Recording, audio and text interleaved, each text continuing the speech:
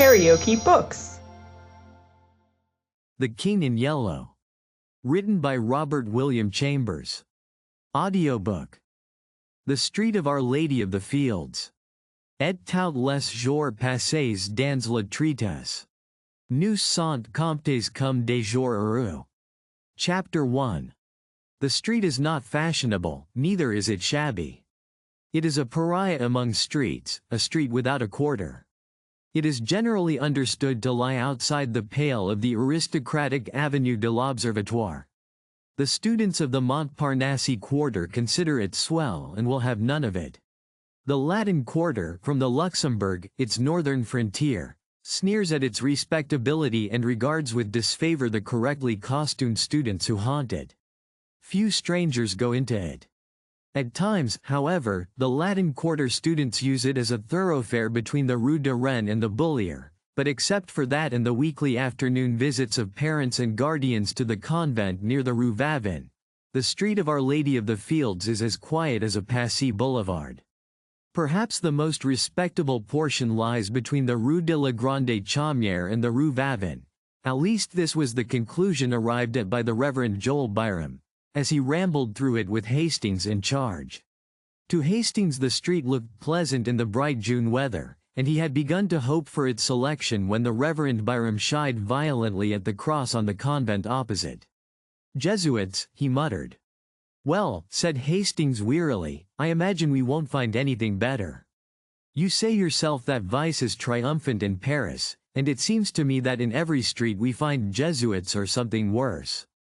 After a moment he repeated, "or something worse, which of course I would not notice except for your kindness in warning me." "Doctor." Byram sucked in his lips and looked about him. He was impressed by the evident respectability of the surroundings. Then frowning at the convent he took Hastings' arm and shuffled across the street to an iron gateway which bore the number 201 bispainted in white on a blue ground. Below this was a notice printed in English. 1. For porter please press once. 2. For servant please press twice. 3. For parlor please press thrice. Hastings touched the electric button 3 times, and they were ushered through the garden and into the parlor by a trim maid. The dining room door, just beyond, was open, and from the table in plain view a stout woman hastily arose and came toward them. Hastings caught a glimpse of a young man with a big head and several snuffy old gentlemen at breakfast, before the door closed and the stout woman waddled into the room, bringing with her an aroma of coffee and a black poodle. "It is a plaisir to you receive," she cried. "Monsieur is English?" "No." "Americain?" "Of course. My pension it is for Americains surtout. Here all speak Anglish. C'est a dire, z personnel. Z servants do speak, plus ou moins, a little. I am happy to have you come pensionnaires." "Madam," began Drive. Byram, but was cut short again. "Ah, yes, I know, ah. Mon Dieu. You do not speak French but you have come to learn. My husband does speak French with z pensionnaires. We have at z moment a family Americain who learn of my husband French." Here the poodle growled at Drive. Byram and was promptly cuffed by his mistress. "Vertu," she cried, with a slap, "vertu. Oh. Le villain, oh. Le villain." "Mais, madame," said Hastings, smiling, "il n'a pas l'air très féroce." The poodle fled, and his mistress cried, "Ah, the accent charming. He does speak already French like a Parisian young gentleman." Then Drive. Byram managed to get in a word or two and gathered more or less information with regard to prices.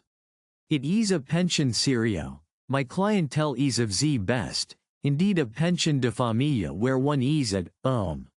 Then they went upstairs to examine Hastings' future quarters, test the bed springs and arrange for the weekly towel allowance. "Doctor." Byram appeared satisfied. Madame Murat accompanied them to the door and rang for the maid, but as Hastings stepped out into the gravel walk, his guide and mentor paused a moment and fixed Madame with his watery eyes. You understand, he said, that he is a youth of most careful bringing up, and his character and morals are without a stain. He is young and has never been abroad, never even seen a large city, and his parents have requested me, as an old family friend living in Paris, to see that he is placed under good influences. He is to study art, but on no account would his parents wish him to live in the Latin Quarter if they knew of the immorality which is rife there. A sound like the click of a latch interrupted him and he raised his eyes, but not in time to see the maid slap the big-headed young man behind the parlor door. Madame coughed, cast a deadly glance behind her and then beamed on Dr. Byram. It is well that he come here. The pension more serious, il n'en existe pas, it is not any, she announced with conviction. So, as there was nothing more to add, drive. Byram joined Hastings at the gate. I trust, he said, eyeing the convent, that you will make no acquaintances among Jesuits. Hastings looked at the convent until a pretty girl passed before the grey facade, and then he looked at her. A young fellow with a paint box and canvas came swinging along, stopped before the pretty girl, said something during a brief but vigorous handshake at which they both laughed, and he went his way, calling back, "A Demain Valentine," as in the same breath she cried, "A Demain Valentine," thought Hastings, what a quaint name, and he started to follow the Reverend Joel Byram, who was shuffling towards the nearest tramway station. Chapter 2. "And you are pleased with Paris, Monsieur Eston?" demanded Madame Marat the next morning as Hastings came into the breakfast room of the pension, rosy from his plunge in the limited bath above. "I am sure I shall like it," he replied, wondering at his own depression of spirits. The maid brought him coffee and rolls. He returned the vacant glance of the big-headed young man and acknowledged diffidently the salutes of the snuffy old gentleman. He did not try to finish his coffee, and sat crumbling a roll, unconscious of the sympathetic glances of Madame Marat, who had tact enough not to bother him. Presently a maid entered with a tray on which were balanced 2 bowls of chocolate, and the snuffy old gentleman leered at her ankles. The maid deposited the chocolate at a table near the window and smiled at Hastings. Then a thin young lady, followed by her counterpart in all except years, marched into the room and took the table near the window. They were evidently American, but Hastings, if he expected any sign of recognition, was disappointed. To be ignored by compatriots intensified his depression. He fumbled with his knife and looked at his plate. The thin young lady was talkative enough. She was quite aware of Hastings' presence, ready to be flattered if he looked at her, but on the other hand she felt her superiority, for she had been 3 weeks in Paris and he, it was easy to see, had not yet unpacked his steamer trunk. Her conversation was complacent. She argued with her mother upon the relative merits of the Louvre and the Bon Marché, but her mother's part of the discussion was mostly confined to the observation, "Why, Susie?" The snuffy old gentleman had left the room in a body, outwardly polite and inwardly raging. They could not endure the Americans, who filled the room with their chatter. The big-headed young man looked after them with a knowing cough, murmuring, "Gay old birds. They look like bad old men, Mr. Bladen," said the girl. To this Mr. Bladen smiled and said, "They've had their day," in a tone which implied that he was now having his. "And that's why they all have baggy eyes," cried the girl. "I think it's a shame for young gentlemen." "Why, Susie?" said the mother, and the conversation lagged. After a while Mr. Bladen threw down the petite journal, which he daily studied at the expense of the house, and turning to Hastings, started to make himself agreeable. He began by saying, "I see you are American." To this brilliant and original opening, Hastings, deadly homesick, replied gratefully, and the conversation was judiciously nourished by observations from Miss Susie being distinctly addressed to Mr. Bladen. In the course of events Miss Susie, forgetting to address herself exclusively to Mr. Bladen, and Hastings replying to her general question, the entente cordiale was established, and Susie and her mother extended a protectorate over what was clearly neutral territory. Mr. Hastings, you must not desert the pension every evening as Mr. Bladen does. Paris is an awful place for young gentlemen, and Mr. Bladen is a horrid cynic. Mr. Bladen looked gratified. Hastings answered, I shall be at the studio all day, and I imagine I shall be glad enough to come back at night. Mr. Bladen, who, at a salary of $15 a week, acted as agent for the Pewley Manufacturing Company of Troy, N.Y., smiled a skeptical smile and withdrew to keep an appointment with a customer on the Boulevard Magenta. Hastings walked into the garden with Mrs.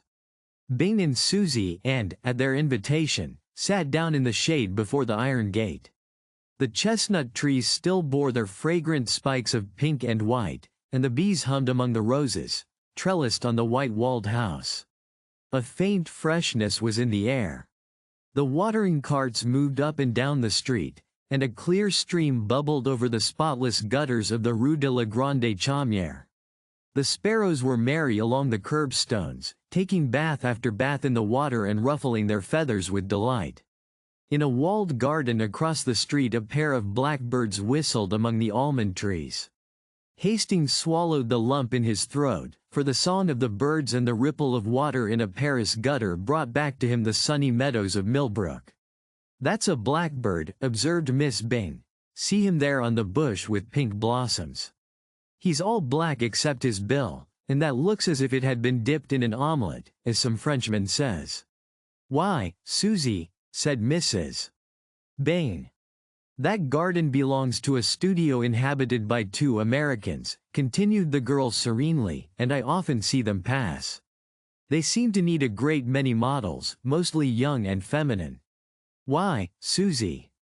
Perhaps they prefer painting that kind, but I don't see why they should invite 5, with 3 more young gentlemen, and all get into 2 cabs and drive away singing. This street, she continued, is dull. There is nothing to see except the garden and a glimpse of the Boulevard Montparnasse through the Rue de la Grande Chaumière. No one ever passes except a policeman. There is a convent on the corner. I thought it was a Jesuit college, began Hastings, but was at once overwhelmed with a Baedeker description of the place, ending with, on one side stand the palatial hotels of Jean-Paul Laurens and Guillaume Bouguereau, and opposite, in the little passage Stanislas Carolus Durand paints the masterpieces which charm the world. The blackbird burst into a ripple of golden throaty notes, and from some distant green spot in the city an unknown wild bird answered with a frenzy of liquid trills until the sparrows paused in their ablutions to look up with restless chirps. Then a butterfly came and sat on a cluster of heliotrope and waved his crimson-banded wings in the hot sunshine. Hastings knew him for a friend, and before his eyes there came a vision of tall mulleins and scented milkweed alive with painted wings, a vision of a white house and woodbine-covered piazza, a glimpse of a man reading and a woman leaning over the pansy bed, and his heart was full. He was startled a moment later by Miss Bing. I believe you are homesick. Hastings blushed. Miss Bing looked at him with a sympathetic sigh and continued, Whenever I felt homesick at first I used to go with Mama and walk in the Luxembourg Gardens. I don't know why it is, but those old-fashioned gardens seem to bring me nearer home than anything in this artificial city. But they are full of marble statues, said Mrs. Bing mildly. I don't see the resemblance myself. Where is the Luxembourg? Inquired Hastings after a silence. Come with me to the gate, said Miss Bing. He rose and followed her, and she pointed out the Rue Vavin at the foot of the street. You pass by the convent to the right, she smiled, and Hastings went. Chapter 3. The Luxembourg was a blaze of flowers. He walked slowly through the long avenues of trees, past mossy marbles and old-time columns, and threading the grove by the bronze lion, came upon the tree-crowned terrace above the fountain. Below lay the basin shining in the sunlight. Flowering almonds encircled the terrace, and, in a greater spiral, groves of chestnuts wound in and out and down among the moist thickets by the western palace wing. At one end of the avenue of trees the observatory rose, its white domes piled up like an eastern mosque, At the other end stood the heavy palace, with every window pane ablaze in the fierce sun of June. Around the fountain, children and white-capped nurses armed with bamboo poles were pushing toy boats, whose sails hung limp in the sunshine. A dark policeman, wearing red epaulettes and a dress sword, watched them for a while and then went away to remonstrate with a young man who had unchained his dog. The dog was pleasantly occupied in rubbing grass and dirt into his back while his legs waved into the air. The policeman pointed at the dog. He was speechless with indignation. "Well, Captain," smiled the young fellow. "Well, Monsieur Student," growled the policeman. "What do you come and complain to me for?" "If you don't chain him I'll take him," shouted the policeman. "What's that to me, mon capitaine?" "Wah, t. Isn't that bulldog yours?" "If it was, don't you suppose I'd chain him?" The officer glared for a moment in silence, then deciding that as he was a student he was wicked, grabbed at the dog, who promptly dodged. Around and around the flower beds they raced, and when the officer came too near for comfort, the bulldog cut across a flower bed, which perhaps was not playing fair. The young man was amused, and the dog also seemed to enjoy the exercise. The policeman noticed this and decided to strike at the fountainhead of the evil. He stormed up to the student and said, "As the owner of this public nuisance I arrest you." "But," objected the other, "I disclaim the dog." That was a poser. It was useless to attempt to catch the dog until 3 gardeners lent a hand, but then the dog simply ran away and disappeared in the Rue de Medici.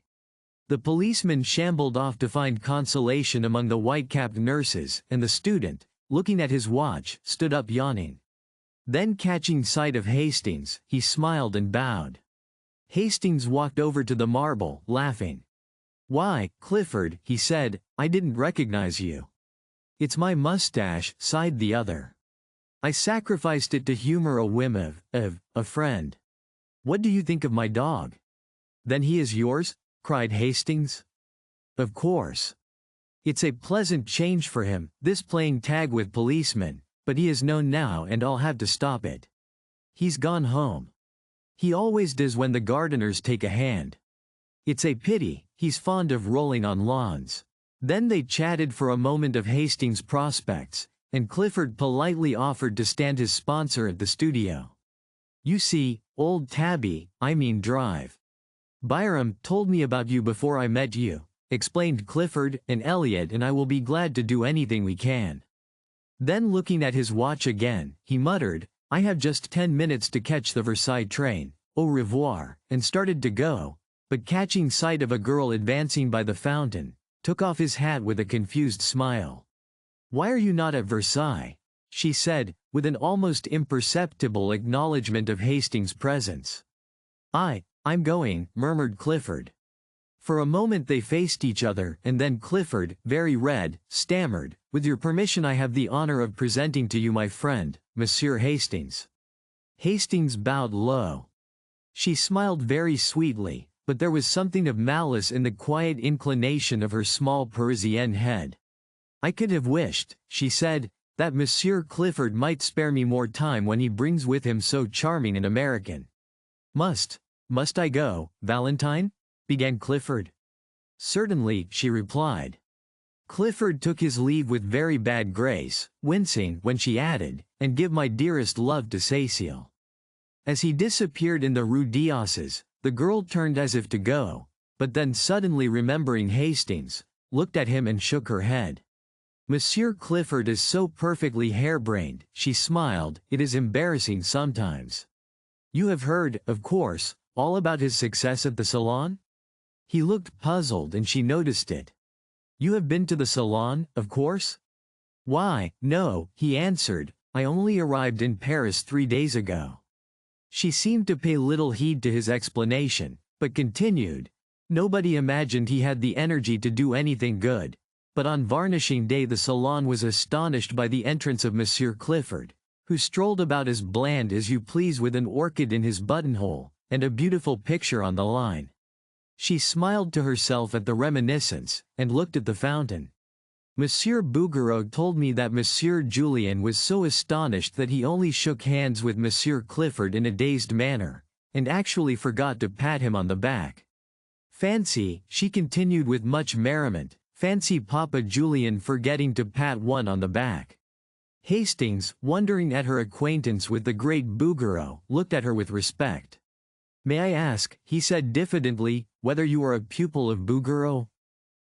She said in some surprise. Then she looked at him curiously. Was he permitting himself the liberty of joking on such short acquaintance? His pleasant, serious face questioned hers. Tiens, she thought, what a droll man. "You surely study art?" he said. She leaned back on the crooked stick of her parasol and looked at him. "Why do you think so?" "Because you speak as if you did." "You are making fun of me," she said, "and it is not good taste." She stopped, confused, as he colored to the roots of his hair. "How long have you been in Paris?" she said at length. 3 days, he replied gravely. But, surely you are not a nouveau. You speak French too well." Then after a pause, "Really, are you a nouveau?" "I am," he said. She sat down on the marble bench lately occupied by Clifford, and tilting her parasol over her small head looked at him. "I don't believe it." He felt the compliment and for a moment hesitated to declare himself one of the despised. Then mustering up his courage, he told her how new and green he was, and all with a frankness which made her blue eyes open very wide and her lips part in the sweetest of smiles. "You have never seen a studio?" "Never." "Nor a model?" "No." "How funny," she said solemnly. Then they both laughed. "And you," he said, "have seen studios?" "Hundreds." "And models?" "Millions." "And you know Bouguereau?" "Yes, and Henner, and Constant and Laurens, and Puvis de Chavannes and Dagnan and Courtois, and all the rest of them." "And yet you say you are not an artist." "Pardon," she said gravely, "did I say I was not?" "Won't you tell me?" He hesitated. At first she looked at him, shaking her head and smiling, then of a sudden her eyes fell and she began tracing figures with her parasol in the gravel at her feet. Hastings had taken a place on the seat, and now, with his elbows on his knees, sat watching the spray drifting above the fountain jet. A small boy, dressed as a sailor, stood poking his yacht and crying, "I won't go home. I won't go home." His nurse raised her hands to heaven. Just like a little American boy, thought Hastings, and a pang of homesickness shot through him. Presently the nurse captured the boat, and the small boy stood at bay. "Monsieur René, when you decide to come here you may have your boat." The boy backed away scowling. "Give me my boat, I say," he cried, "and don't call me René, for my name's Randall and you know it." "Hello," said Hastings, "Randall? That's English." "I am American," announced the boy in perfectly good English, turning to look at Hastings, "and she's such a fool she calls me René because Mama calls me Ranny." Here he dodged the exasperated nurse and took up his station behind Hastings, who laughed, and catching him around the waist lifted him into his lap. "One of my countrymen," he said to the girl beside him. He smiled while he spoke, but there was a queer feeling in his throat. "Don't you see the stars and stripes on my yacht?" demanded Randall. Sure enough, the American colors hung limply under the nurse's arm. "Oh," cried the girl, "he is charming," and impulsively stooped to kiss him, but the infant Randall wriggled out of Hastings' arms, and his nurse pounced upon him with an angry glance at the girl. She reddened and then bit her lips as the nurse, with eyes still fixed on her, dragged the child away and ostentatiously wiped his lips with her handkerchief. Then she stole a look at Hastings and bit her lip again. "What an ill-tempered woman," he said. In America, most nurses are flattered when people kiss their children. For an instant she tipped the parasol to hide her face, then closed it with a snap and looked at him defiantly. "Do you think it's strange that she objected?" "Why not?" he said in surprise. Again she looked at him with quick searching eyes. His eyes were clear and bright, and he smiled back, repeating, "Why not?" "You are droll," she murmured, bending her head. "Why?" But she made no answer and sat silent, tracing curves and circles in the dust with her parasol. After a while he said, "I am glad to see that young people have so much liberty here. I understood that the French were not at all like us. You know, in America, or at least where I live in Millbrook, girls have every liberty, go out alone and receive their friends alone, and I was afraid I should miss it here. But I see how it is now, and I am glad I was mistaken." She raised her eyes to his and kept them there. He continued pleasantly, "Since I have sat here I have seen a lot of pretty girls walking alone on the terrace there, and then you are alone too. Tell me, for I do not know French customs, do you have the liberty of going to the theater without a chaperone?" For a long time she studied his face, and then with a trembling smile said, "Why do you ask me?" "Because you must know, of course," he said gaily. "Yes," she replied indifferently, "I know." He waited for an answer, but getting none, decided that perhaps she had misunderstood him. "I hope you don't think I mean to presume on our short acquaintance," he began. "In fact, it is very odd, but I don't know your name. When Mr. Clifford presented me he only mentioned mine. Is that the custom in France?" "It is the custom in the Latin Quarter," she said with a queer light in her eyes. Then suddenly she began talking almost feverishly. "You must know, Monsieur Hastings, that we are all un peu sans gene here in the Latin Quarter. We are very bohemian, and etiquette and ceremony are out of place. It was for that Monsieur Clifford presented you to me with small ceremony, and left us together with less, only for that, and I am his friend, and I have many friends in the Latin Quarter, and we all know each other very well, and I am not studying art, but what?" he said, bewildered. "I shall not tell you, it is a secret," she said with an uncertain smile. On both cheeks a pink spot was burning, and her eyes were very bright. Then in a moment her face fell. "Do you know Monsieur Clifford very intimately?" "Not very." After a while she turned to him, grave and a little pale. "My name is Valentine Tissot. Might I ask a service of you on such very short acquaintance?" "Oh," he cried, "I should be honored." "It is only this," she said gently, "it is not much. Promise me not to speak to Monsieur Clifford about me. Promise me that you will speak to no one about me." "I promise," he said, greatly puzzled. She laughed nervously. "I wish to remain a mystery. It is a caprice. But," he began, "I had hoped that you might give Monsieur Clifford permission to present me at your house." My house," she repeated. "I mean, where you live, in fact, to present me to your family." The change in the girl's face shocked him. "I beg your pardon," he cried, "I have hurt you." And as quick as a flash she understood him because she was a woman. "My parents are dead," she said. Presently he began again, very gently. "Would it displease you if I beg you to receive me? It is the custom?" "I cannot," she answered. Then glancing up at him, "I am sorry, I should like to, but believe me, I cannot." He bowed seriously and looked vaguely uneasy. "It isn't because I don't wish to. I like you. You are very kind to me." "Kind?" he cried, surprised and puzzled. "I like you," she said slowly, "and we will see each other sometimes if you will. At friends' houses." "No, not at friends' houses." "Where?" "Here," she said with defiant eyes. "Why," he cried, "in Paris you are much more liberal in your views than we are." She looked at him curiously.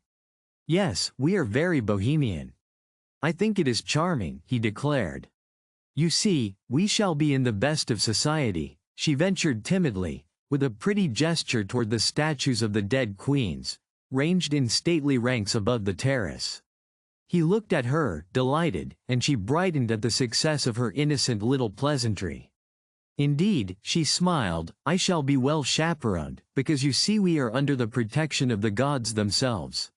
Look, there are Apollo, and Juno, and Venus, on their pedestals," counting them on her small gloved fingers, "and Ceres, Hercules, but I can't make out." Hastings turned to look up at the winged god under whose shadow they were seated. "Why, it's love," he said. Chapter 4. "There is a nouveau here," drawled Laffitte, leaning around his easel and addressing his friend Bowles. "There is a nouveau here who is so tender and green and appetizing that heaven help him if he should fall into a salad bowl." "Hayseed?" inquired Bowles, plastering in a background with a broken palette knife and squinting at the effect with approval. "Yes, Squeedunker Oshkosh, and how he ever grew up among the daisies and escaped the cows, heaven alone knows." Bowles rubbed his thumb across the outlines of his study to throw in a little atmosphere, as he said, glared at the model, pulled at his pipe and finding it out struck a match on his neighbor's back to relight it.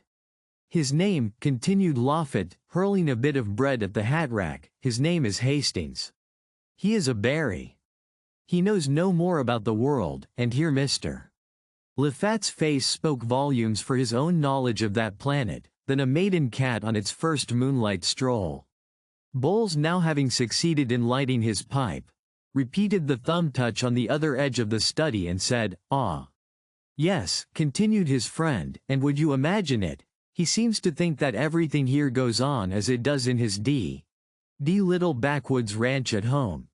Talks about the pretty girls who walk alone in the street.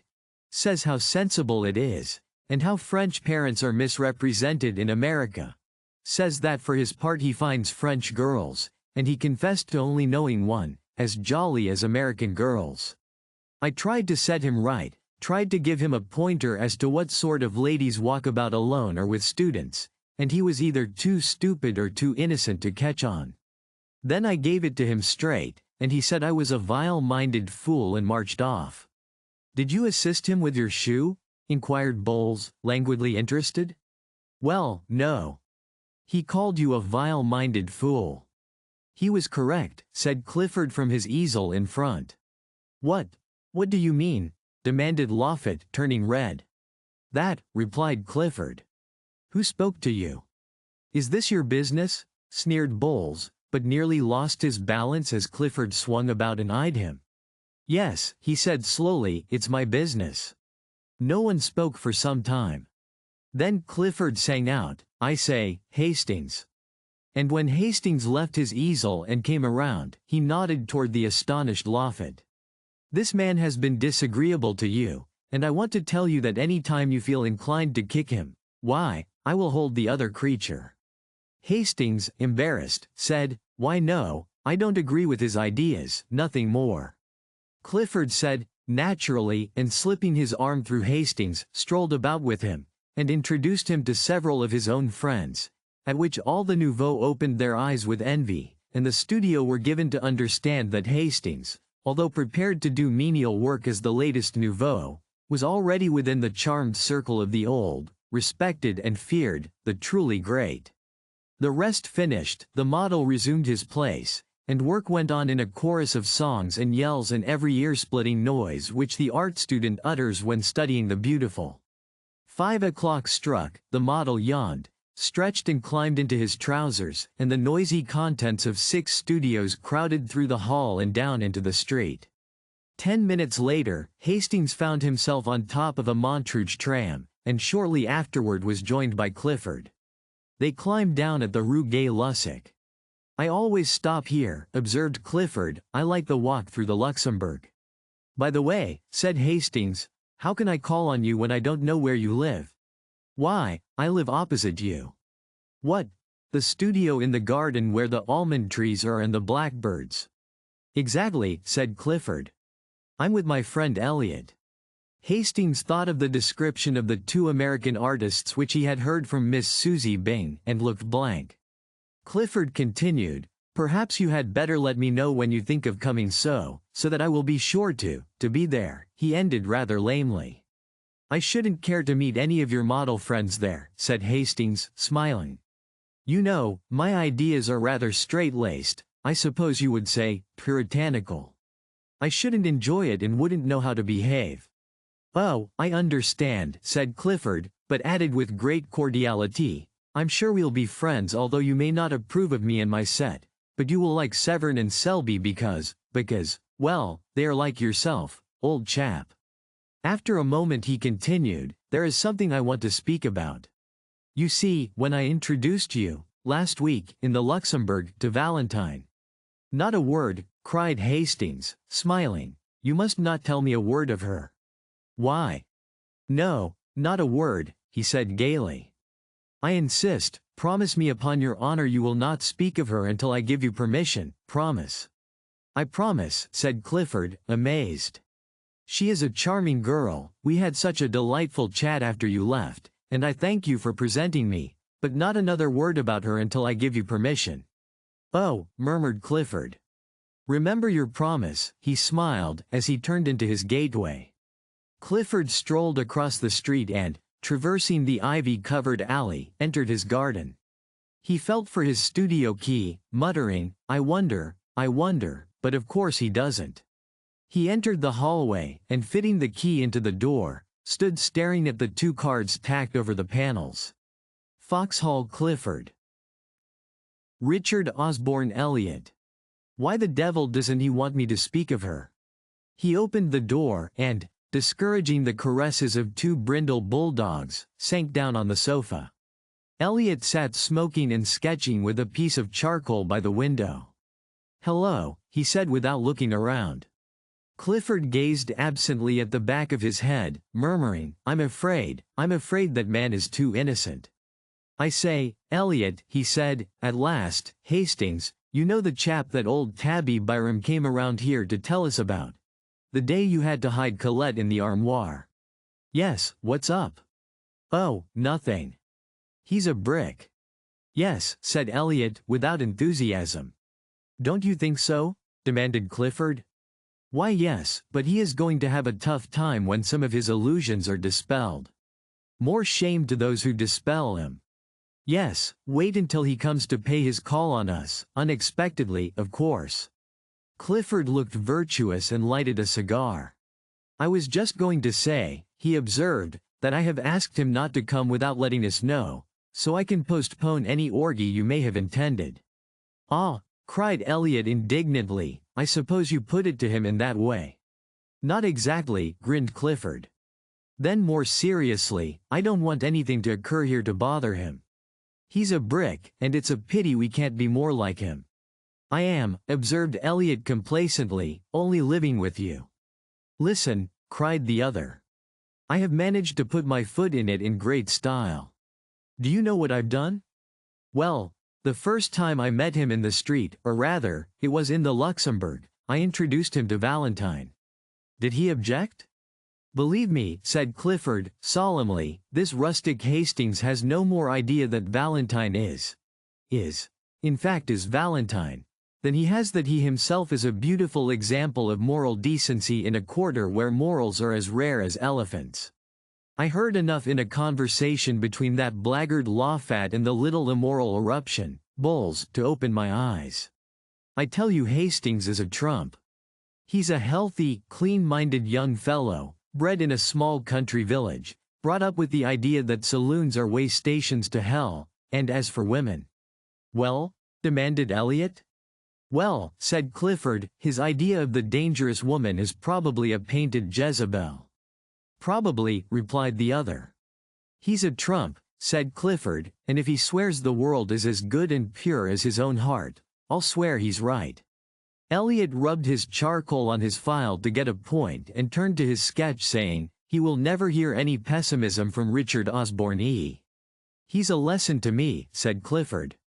Then he unfolded a small perfumed note, written on rose-colored paper, which had been lying on the table before him.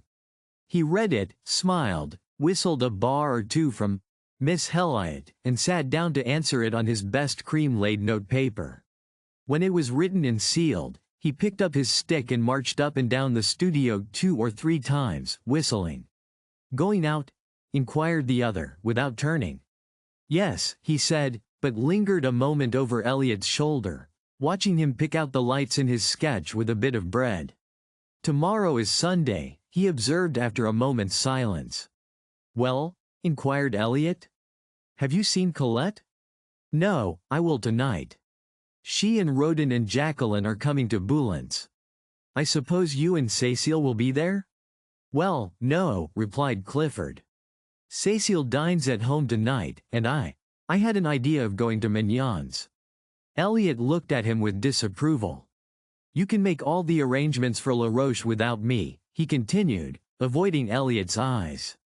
What are you up to now? Nothing, protested Clifford. Don't tell me, replied his chum, with scorn. Fellows don't rush off to Mignon's when the set dine at Boulan's. Who is it now? But no, I won't ask that, what's the use? Then he lifted up his voice in complaint and beat upon the table with his pipe. What's the use of ever trying to keep track of you? What will Cecile say? Oh, yes, what will she say? It's a pity you can't be constant 2 months, yes, by Jove. And the quarter is indulgent, but you abuse its good nature and mine too. Presently he arose and, jamming his hat on his head, marched to the door. Heaven alone knows why anyone puts up with your antics, but they all do, and so do I. If I were Cecile or any of the other pretty fools after whom you have toddled and will, in all human probabilities, continue to toddle, I say, if I were Cecile I'd spank you. Now I'm going to Boulan's, and as usual I shall make excuses for you and arrange the affair, and I don't care a continental where you are going, but, by the skull of the studio skeleton. If you don't turn up tomorrow with your sketching kit under one arm and Cecile under the other, if you don't turn up in good shape, I'm done with you, and the rest can think what they please. Good night. Clifford said good night with as pleasant a smile as he could muster, and then sat down with his eyes on the door. He took out his watch and gave Elliot 10 minutes to vanish, then rang the concierge's call, murmuring, oh dear, why the devil do I do it? Alfred, he said, as that gimlet-eyed person answered the call, make yourself clean and proper, Alfred, and replace your sabots with a pair of shoes. Then put on your best hat and take this letter to the big White House in the Rue du Dragon. There is no answer, mon petit Alfred. The concierge departed with a snort in which unwillingness for the errand and affection for M. Clifford were blended. Then with great care the young fellow arrayed himself in all the beauties of his and Elliot's wardrobe.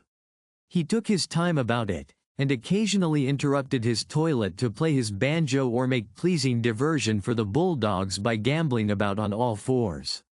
I've got 2 hours before me, he thought, and borrowed a pair of Elliot's silken footgear, with which he and the dogs played ball until he decided to put them on. Then he lighted a cigarette and inspected his dress coat. When he had emptied it of 4 handkerchiefs, a fan, and a pair of crumpled gloves as long as his arm, he decided it was not suited to add éclat to his charms and cast about in his mind for a substitute. Elliot was too thin, and, anyway, his coats were now under lock and key. Roden probably was as badly off as himself. Hastings was the man. But when he threw on a smoking jacket and sauntered over to Hastings' house, he was informed that he had been gone over an hour. Now, where in the name of all that's reasonable could he have gone, muttered Clifford, looking down the street. The maid didn't know, so he bestowed upon her a fascinating smile and lounged back to the studio. Hastings was not far away. The Luxembourg is within 5 minutes' walk of the Rue Notre-Dame des Champs, and there he sat under the shadow of a winged god, and there he had sat for an hour, poking holes in the dust and watching the steps which led from the northern terrace to the fountain. The sun hung, a purple globe, above the misty hills of Meudon. Long streamers of clouds touched with rose swept low on the western sky, and the dome of the distant Invalides burned like an opal through the haze. Behind the palace the smoke from a high chimney mounted straight into the air, purple until it crossed the sun, where it changed to a bar of smoldering fire. High above the darkening foliage of the chestnuts the twin towers of St. Sulpice rose, an ever-deepening silhouette. A sleepy blackbird was caroling in some near thicket, and pigeons passed and repassed with the whisper of soft winds in their wings. The light on the palace windows had died away, and the dome of the Pantheon swam aglow above the northern terrace, a fiery Valhalla in the sky, while below in grim array, along the terrace ranged, the marble ranks of queens looked out into the west. From the end of the long walk by the northern facade of the palace came the noise of omnibuses and the cries of the street. Hastings looked at the palace clock. 6, and as his own watch agreed with it, he fell to poking holes in the gravel again. A constant stream of people passed between the Odeon and the fountain. Priests in black, with silver-buckled shoes, line soldiers, slouchy and rakish, neat girls without hats bearing milliners' boxes, students with black portfolios and high hats, students with berets and big canes, nervous, quick-stepping officers, symphonies in turquoise and silver, ponderous jangling cavalrymen all over dust, pastry cooks' boys skipping along with utter disregard for the safety of the basket balanced on the impish head, and then the lean outcast, the shambling Paris tramp, slouching with shoulders bent and little eye furtively scanning the ground for smokers' refuse. All these moved in a steady stream across the fountain circle and out into the city by the Odeon, whose long arcades were now beginning to flicker with gas jets. The melancholy bells of St. Sulpice struck the hour and the clock tower of the palace lighted up.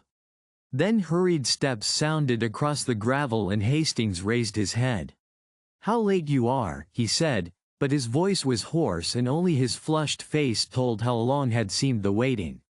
She said, "I was kept, indeed, I was so much annoyed, and I may only stay a moment." She sat down beside him, casting a furtive glance over her shoulder at the god upon his pedestal. What a nuisance, that intruding Cupid still there. "Wings and arrows too," said Hastings, unheeding her motion to be seated. "Wings," she murmured, "oh, yes, to fly away with when he's tired of his play." Of course it was a man who conceived the idea of wings, otherwise Cupid would have been insupportable. "Do you think so?" "Ma foi, it's what men think." "And women?" "Oh," she said, with a toss of her small head, "I really forget what we were speaking of." "We were speaking of love," said Hastings. "I was not," said the girl. Then looking up at the marble god, "I don't care for this one at all.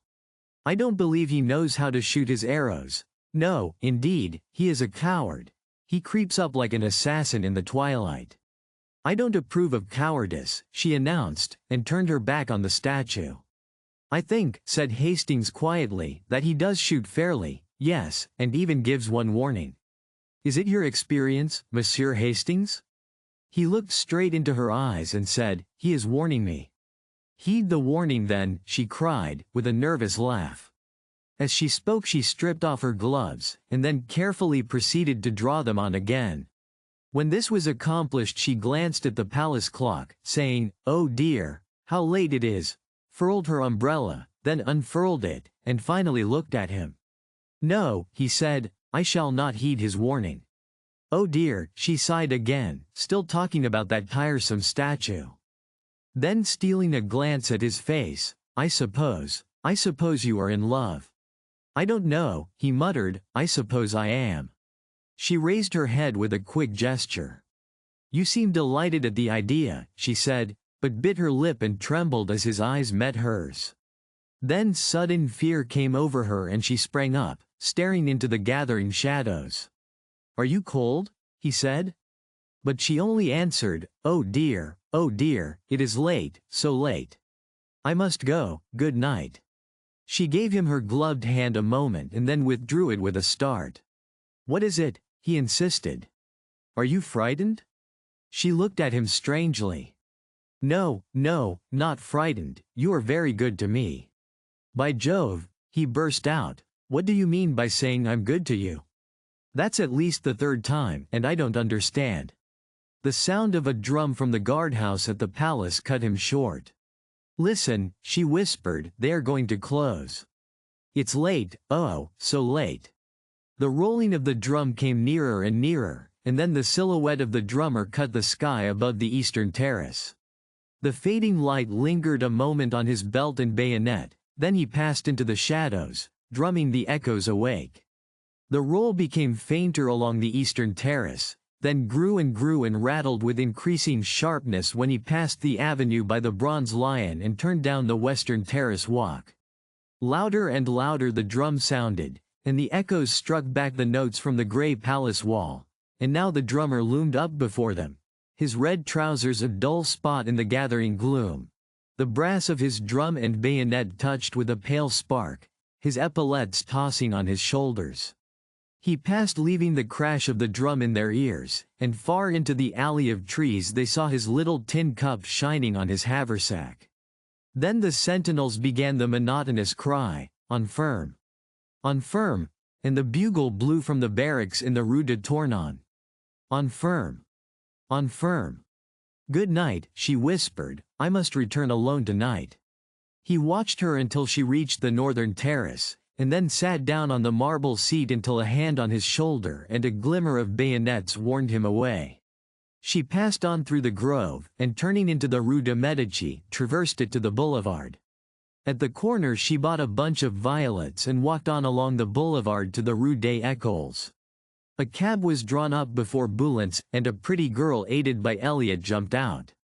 "Valentine," cried the girl, "come with us." "I can't," she said, stopping a moment. "I have a rendezvous at Mignon's."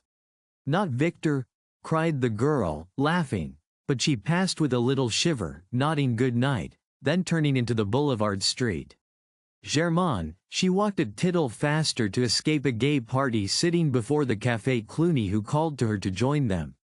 At the door of the restaurant Mignon stood a coal-black Negro in buttons. He took off his peaked cap as she mounted the carpeted stairs. "Send Eugene to me," she said at the office, and passing through the hallway to the right of the dining room stopped before a row of paneled doors. A waiter passed and she repeated her demand for Eugene, who presently appeared, noiselessly skipping, and bowed murmuring, "Madam." "Who is here?"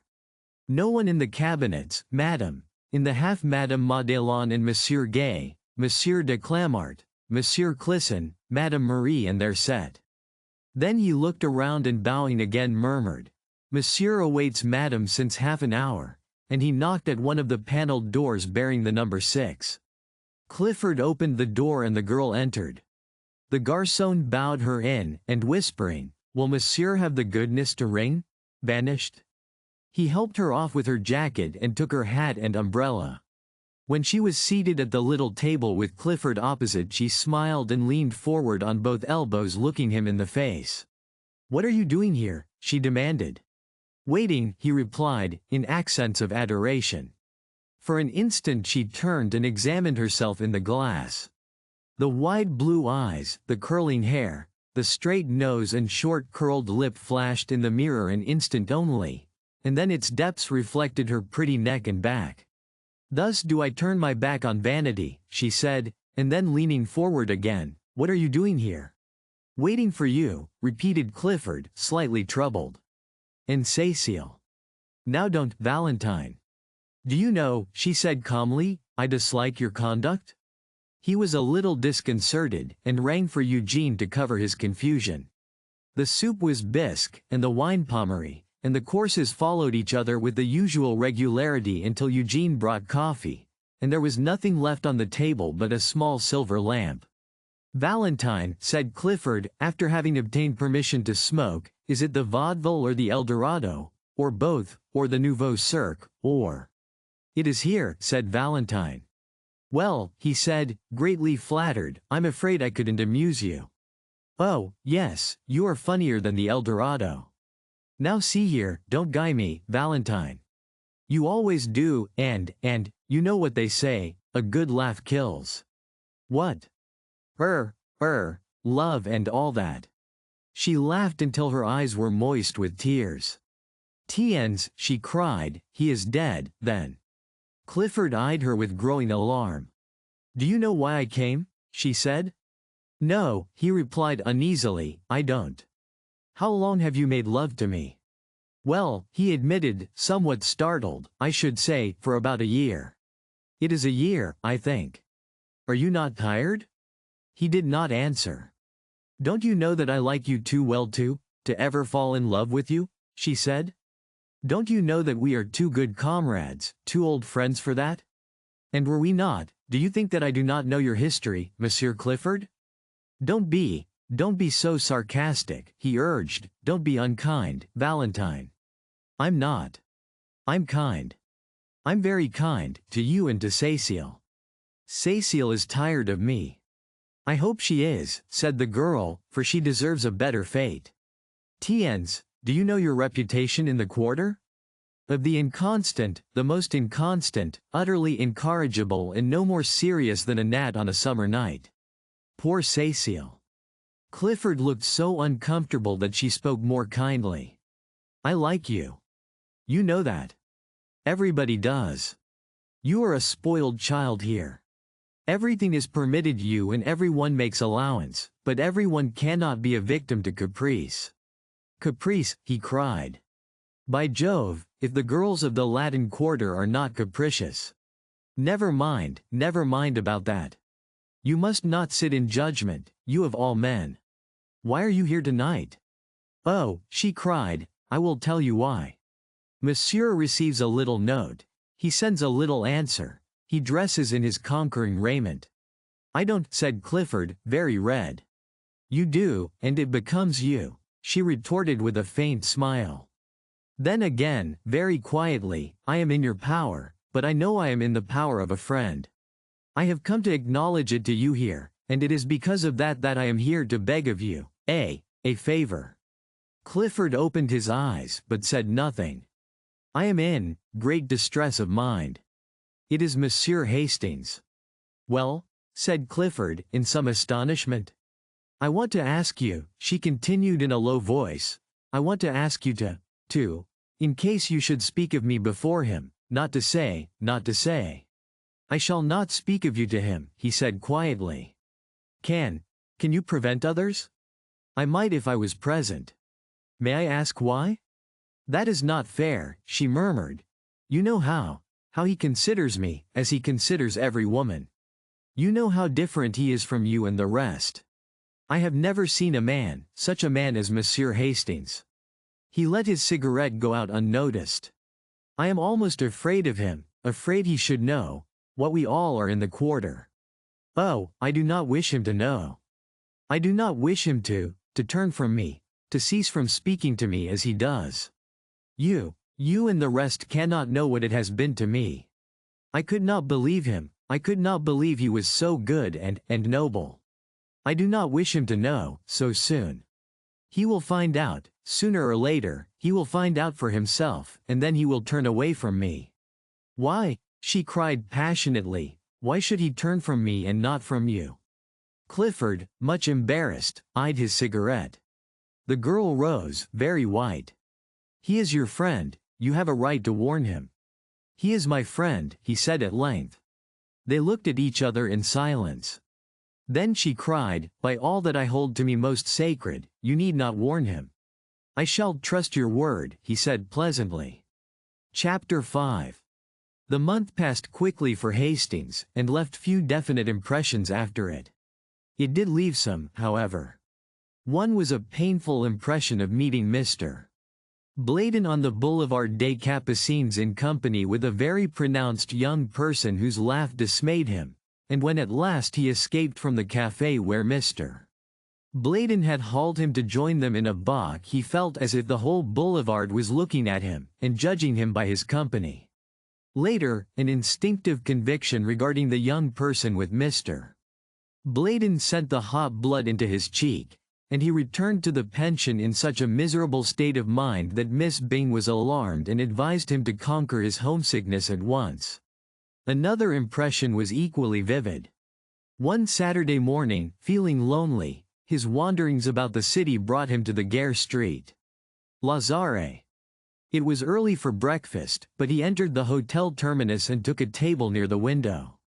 As he wheeled about to give his order, a man passing rapidly along the aisle collided with his head, and looking up to receive the expected apology, he was met instead by a slap on the shoulder and a hearty, "What the deuce are you doing here, old chap?" It was Roden, who seized him and told him to come along. So, mildly protesting, he was ushered into a private dining room where Clifford, rather red, jumped up from the table and welcomed him with a startled air which was softened by the unaffected glee of Roden and the extreme courtesy of Eliot. The latter presented him to 3 bewitching girls who welcomed him so charmingly and seconded Roden in his demand that Hastings should make one of the party, that he consented at once. While Eliot briefly outlined the projected excursion to La Roche, Hastings delightedly ate his omelette, and returned the smiles of encouragement from Cécile and Colette and Jacqueline. Meantime Clifford in a bland whisper was telling Roden what an ass he was. Poor Roden looked miserable until Eliot, divining how affairs were turning, frowned on Clifford and found a moment to let Roden know that they were all going to make the best of it. "You shut up," he observed to Clifford, "it's fate, and that settles it." "It's Roden, and that settles it," murmured Clifford, concealing a grin. For after all he was not Hastings' wet nurse. So it came about that the train which left the Gare Street Lazare at 9:15 a.m. stopped a moment in its career towards Havre and deposited at the red-roofed station of La Roche-Mary party, armed with sunshades, trout rods, and one cane, carried by the non-combatant, Hastings. Then, when they had established their camp in a grove of sycamores which bordered the little river Ept, Clifford, the acknowledged master of all that pertained to sportsmanship, took command. "You, Roden," he said, "divide your flies with Eliot and keep an eye on him or else he'll be trying to put on a float and sinker. Prevent him by force from grubbing about for worms." Eliot protested, but was forced to smile in the general laugh. "You make me ill," he asserted. "Do you think this is my first trout?" "I shall be delighted to see your first trout," said Clifford, and dodging a fly hook, hurled with intent to hit, proceeded to sort and equip 3 slender rods destined to bring joy and fish to Cécile, Colette, and Jacqueline. With perfect gravity he ornamented each line with 4 split shot, a small hook, and a brilliant quill float. "I shall never touch the worms," announced Cécile with a shudder. Jacqueline and Colette hastened to sustain her, and Hastings pleasantly offered to act in the capacity of general baiter and take her off a fish. But Cécile, doubtless fascinated by the gaudy flies in Clifford's book, decided to accept lessons from him in the true art, and presently disappeared up the Ept with Clifford in tow. Eliot looked doubtfully at Colette. "I prefer gudgeons," said that damsel with decision, "and you and Monsieur Roden may go away when you please. May they not, Jacqueline?" "Certainly," responded Jacqueline. Eliot, undecided, examined his rod and reel. "You've got your reel on wrong side up," observed Roden. Eliot wavered and stole a glance at Colette. I have almost decided to, not to flip the flies about just now," he began. "There's the pull that Cécile left." "Don't call it a pull," corrected Roden. "Rod, then," continued Eliot, and started off in the wake of the 2 girls, but was promptly collared by Roden. "No, you don't. Fancy a man fishing with a float and sinker when he has a fly rod in his hand. You come along." Where the placid little Ept flows down between its thickets to the Seine, a grassy bank shadows the haunt of the gudgeon, and on this bank sat Colette and Jacqueline and chattered and laughed and watched the swerving of the scarlet quills, while Hastings, his hat over his eyes, his head on a bank of moss, listened to their soft voices and gallantly unhooked the small and indignant gudgeon when a flash of a rod and a half-suppressed scream announced a catch. The sunlight filtered through the leafy thickets awaking to song the forest birds. Magpies in spotless black and white flirted past, alighting nearby with a hop and bound and twitch of the tail. Blue and white jays with rosy breasts shrieked through the trees, and a low-sailing hawk wheeled among the fields of ripening wheat, putting to flight flocks of twittering hedge-birds. Across the Seine a gull dropped on the water like a plume. The air was pure and still. Scarcely a leaf moved. Sounds from a distant farm came faintly, the shrill cock-crow and dull baying. Now and then a steam tug with big raking smokepipe, bearing the name Guépé 27, plowed up the river dragging its interminable train of barges, or a sailboat dropped down with the current towards sleepy Rouen. A faint fresh odor of earth and water hung in the air, and through the sunlight, orange-tipped butterflies danced above the marsh grass, soft velvety butterflies flapped through the mossy woods. Hastings was thinking of Valentine. It was 2 o'clock when Elliot strolled back, and frankly admitting that he had eluded Roden, sat down beside Colette and prepared to doze with satisfaction. "Where are your trout?" said Colette severely. "They still live," murmured Elliot, and went fast asleep. Roden returned shortly after, and casting a scornful glance at the slumbering one, displayed 3 crimson-flecked trout. "And that," smiled Hastings lazily, "that is the holy end to which the faithful plod, the slaughter of these small fish with a bit of silk and feather." Roden disdained to answer him. Colette caught another gudgeon and awoke Elliot, who protested and gazed about for the lunch baskets, as Clifford and Cecile came up demanding instant refreshment. Cecile's skirts were soaked and her gloves torn, but she was happy, and Clifford, dragging out a 2-pound trout, stood still to receive the applause of the company. "Where the deuce did you get that?" demanded Elliot. Cecile, wet and enthusiastic, recounted the battle, and then Clifford eulogized her powers with the fly and, in proof, produced from his creel a defunct chub, which, he observed, just missed being a trout. They were all very happy at luncheon, and Hastings was voted charming. He enjoyed it immensely, only it seemed to him at moments that flirtation went further in France than in Millbrook, Connecticut, and he thought that Cecile might be a little less enthusiastic about Clifford, that perhaps it would be quite as well if Jacqueline sat further away from Roden, and that possibly Colette could have, for a moment at least, taken her eyes from Elliot's face. Still he enjoyed it, except when his thoughts drifted to Valentine, and then he felt that he was very far away from her.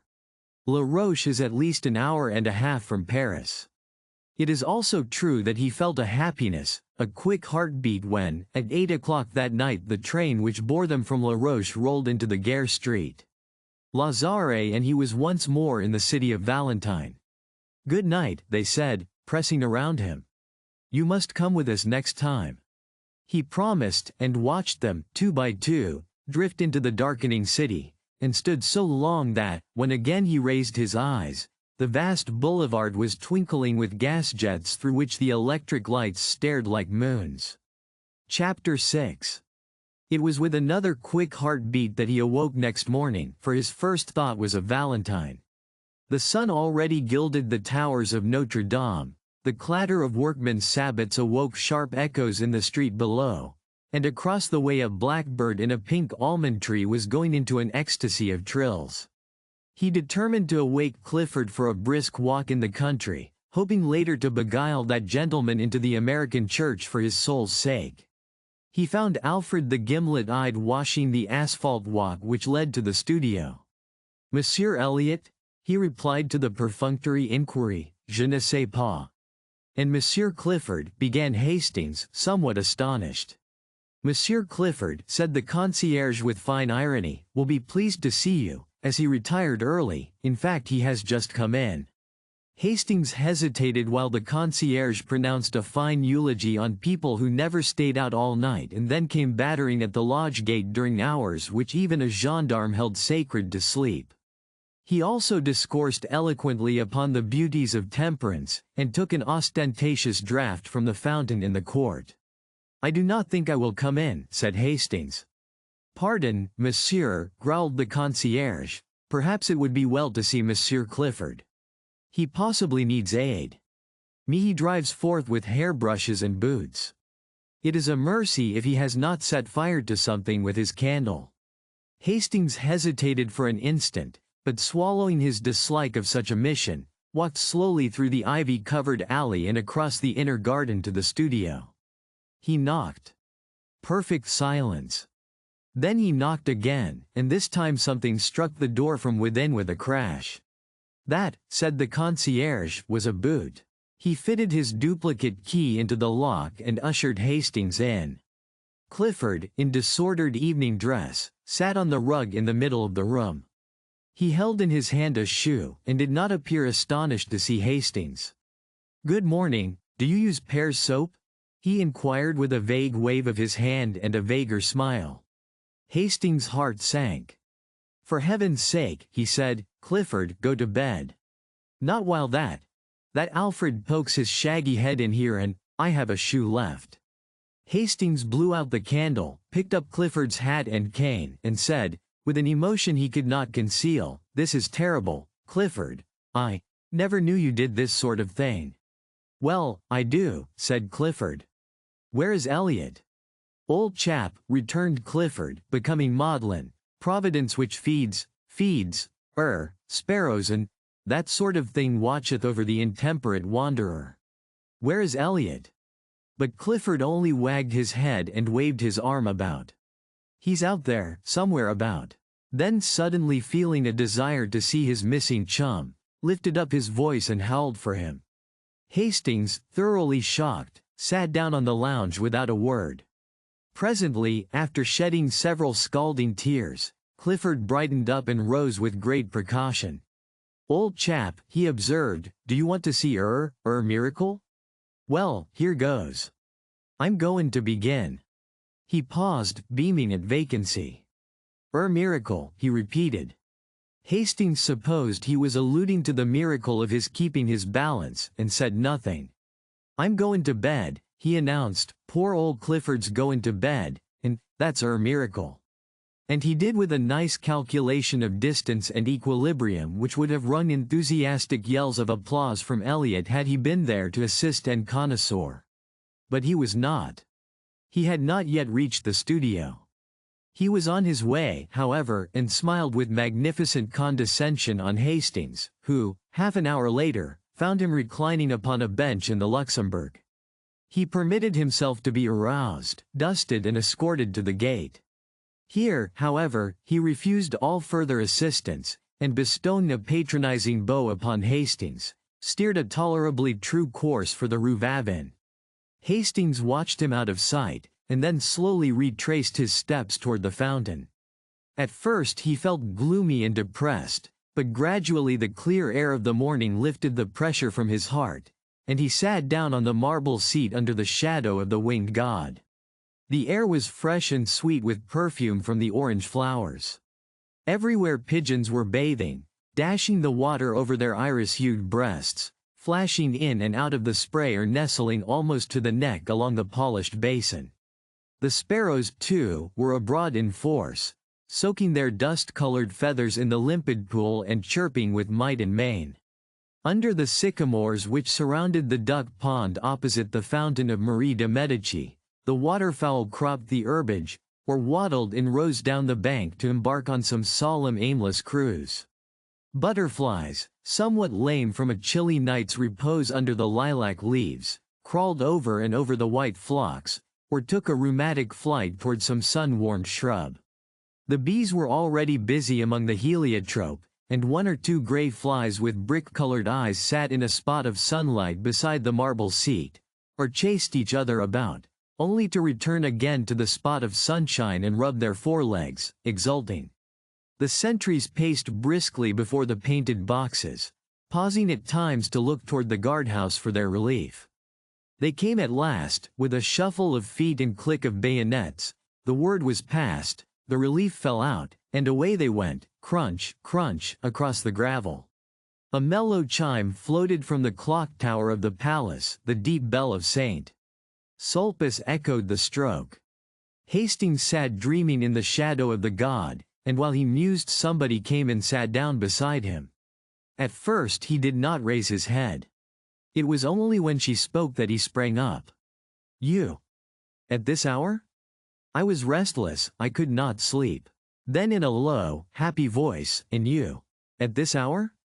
I slept, but the sun awoke me." "I could not sleep," she said, and her eyes seemed, for a moment, touched with an indefinable shadow. Then, smiling, "I am so glad, I seemed to know you were coming." "Don't laugh, I believe in dreams." "Did you really dream of my being here?" "I think I was awake when I dreamed it," she admitted. Then for a time they were mute, acknowledging by silence the happiness of being together. And after all their silence was eloquent, for faint smiles, and glances born of their thoughts, crossed and recrossed, until lips moved and words were formed, which seemed almost superfluous. What they said was not very profound. Perhaps the most valuable jewel that fell from Hastings' lips bore direct reference to breakfast. "I have not yet had my chocolate," she confessed, "but what a material man you are." "Valentine," he said impulsively, I do wish that you would, just for this once, give me the whole day, just for this once." "Oh dear," she smiled, "not only material, but selfish." "Not selfish, hungry," he said, looking at her. "A cannibal too, oh dear." "Will you, Valentine?" "But my chocolate." "Take it with me." "But déjeuner." "Together, at St. Cloud." "But I can't." "Together, all day long. Will you, Valentine?" She was silent. "Only for this once." Again that indefinable shadow fell across her eyes, and when it was gone she sighed. "Yes, together, only for this once." "All day?" he said, doubting his happiness. "All day," she smiled, "and oh, I am so hungry." He laughed, enchanted. "What a material young lady it is." On the Boulevard Street. Michel, there is a creamery painted white and blue outside, and neat and clean as a whistle inside. The auburn-haired young woman who speaks French like a native, and rejoices in the name of Murphy, smiled at them as they entered, and tossing a fresh napkin over the zinc tête-à-tête table, whisked before them 2 cups of chocolate and a basket full of crisp, fresh croissants. The primrose-colored pats of butter, each stamped with a shamrock in relief, seemed saturated with the fragrance of Normandy pastures. "How delicious," they said in the same breath, and then laughed at the coincidence. With but a single thought, he began. "How absurd," she cried with cheeks all rosy. "I'm thinking I'd like a croissant." "So am I," he replied triumphant, "that proves it." Then they had a quarrel, she accusing him of behavior unworthy of a child in arms, and he denying it, and bringing counter-charges, until Mademoiselle Murphy laughed in sympathy, and the last croissant was eaten under a flag of truce. Then they rose, and she took his arm with a bright nod to Mile. Murphy, who cried them a merry "Bonjour, madame." "Bonjour, monsieur," and watched them hail a passing cab and drive away. "Dieu. Qu'il est beau," she sighed, adding after a moment, "Do they be married? I dunno. Ma foi ils ont bien l'air." The cab swung around the Rue de Medici, turned into the Rue de Vaugirard, followed it to where it crosses the Rue de Rennes, and taking that noisy thoroughfare, drew up before the Gare Montparnasse. They were just in time for a train and scampered up the stairway and out to the cars as the last note from the starting gong rang through the arched station. The guards slammed the door of their compartment, a whistle sounded, answered by a screech from the locomotive, and the long train glided from the station, faster, faster, and sped out into the morning sunshine. The summer wind blew in their faces from the open window, and sent the soft hair dancing on the girl's forehead. "We have the compartment to ourselves," said Hastings. She leaned against the cushioned window seat, her eyes bright and wide open, her lips parted. The wind lifted her hat and fluttered the ribbons under her chin. With a quick movement she untied them, and, drawing a long hat pin from her hat, laid it down on the seat beside her. The train was flying. The color surged in her cheeks, and, with each quick-drawn breath, her breath rose and fell under the cluster of lilies at her throat. Trees, houses, ponds, danced past, cut by a mist of telegraph poles. "Faster! Faster!" she cried. His eyes never left her, but hers, wide open, and blue as the summer sky, seemed fixed on something far ahead, something which came no nearer, but fled before them as they fled. Was it the horizon, cut now by the grim fortress on the hill, now by the cross of a country chapel?